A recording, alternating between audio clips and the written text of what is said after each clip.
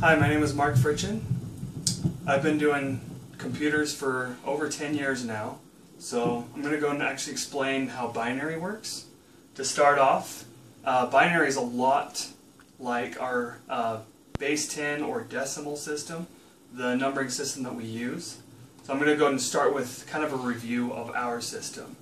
So the way that we count is we have 10 digits, 0 through 9, that we can use to basically count or indicate numbers. So let's go ahead and start with that. We start with 0 and then go all the way to 9.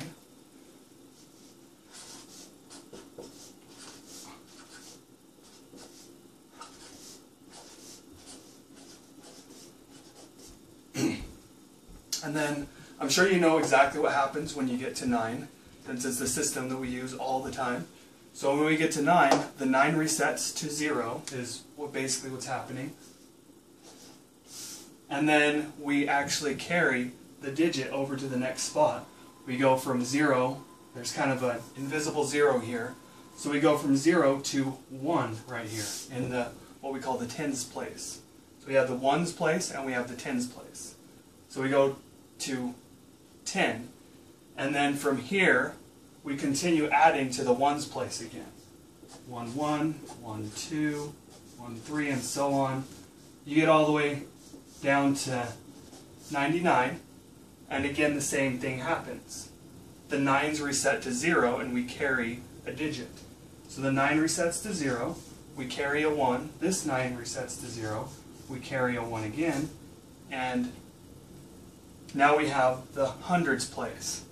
So obviously that's the system that we use every day, so that's the general gist of exactly what's happening. So let's go ahead .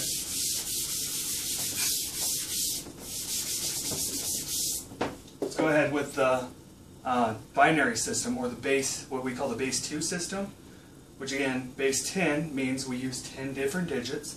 Base 2 is going to mean that we use only 2 digits, and that's going to be a 0 and a 1. So let's go ahead and start. 0 and 1. From here, those are the only 2 digits that we have, so since 1 can't go any higher, we basically have to reset it, so 1 goes to 0. Just like with the other system, you have to carry that 1 to the next place over. So 0, this invisible 0 in the front becomes a 1. So now, as you can see, 0, 1, 2. So 2 in the base 2 system, or the binary system, is going to be 1, 0. You continue, 1, 1. Again, this is like when we had 99 on the base 10 system. We reset both of them to 0, and we carry the 1 over. Reset to 0, carry the 1. Reset to 0, carry the 1. Now we have 1, 0, 0 representing 4. So the way that it works is, in the base 10 system, we have the ones column, and then the tens column,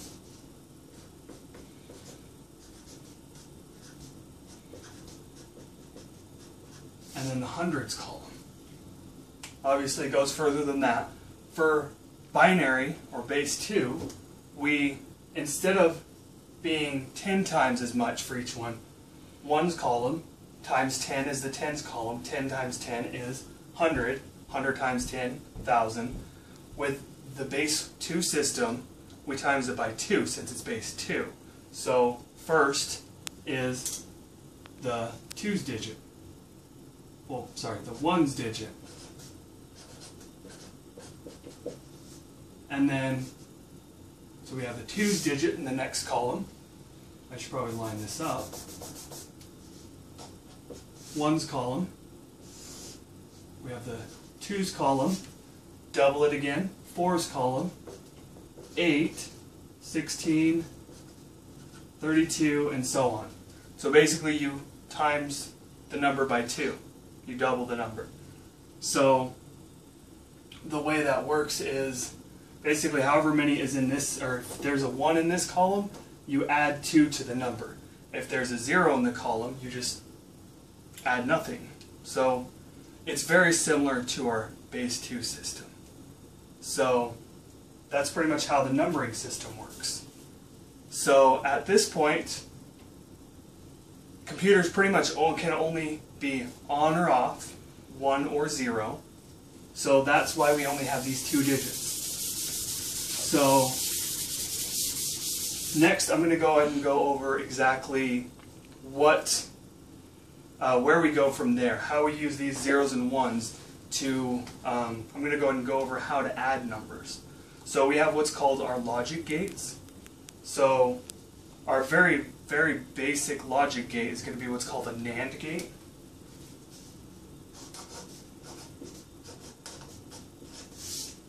So a NAND gate.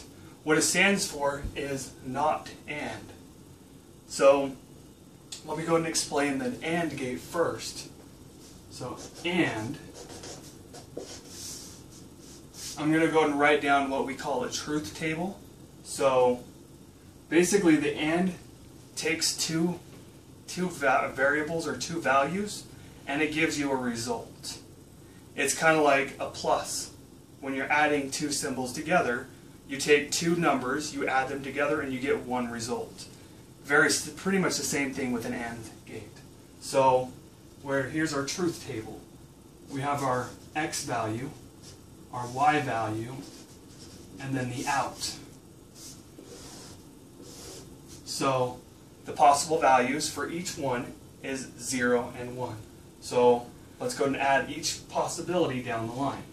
0, 0, 0, 1, 1, 0, and 1, 1. So what the AND gate does is you have to, it's this and this. Like I said, a 0 would be off or false, a 1 would be on or positive or truth. So basically false and false. A false and a false gives you another false. A false and a true, the false still makes it false. So again, we have another false and another truth. Basically, the NAND gate is going to be the AND gate, but the opposite. So X, Y, out, 0, 0, 1, 0. Sorry. I did opposite, but still works for our purposes.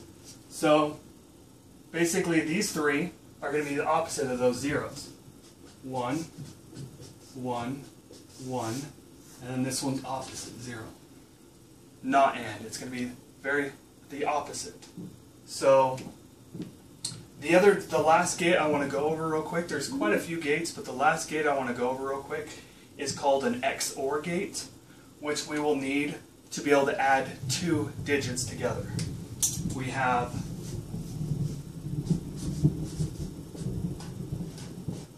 it's called exclusive OR, so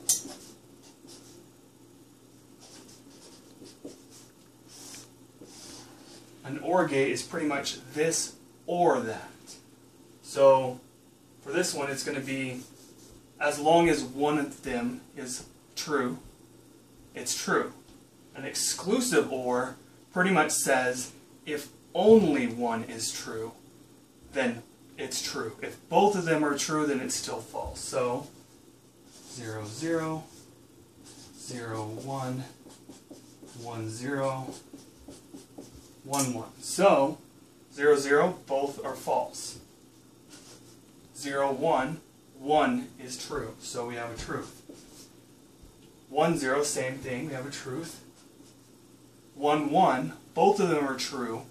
And like I said, an XOR says if only one is true, then true, otherwise false. So we take an XOR gate and an AND gate, and basically we're going to be adding 2 binary digits together.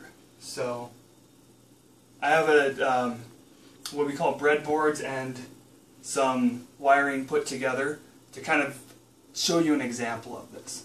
So let's go ahead and go to the wiring example that we have down here. So basically, what I have here is an XOR gate, and I have over here an AND gate. So you don't have to worry too much about the actual wiring yet. All you need to know is I have two inputs here. They're switches. So right now, they're considered off. They're in this direction, the up direction. So they're off right now.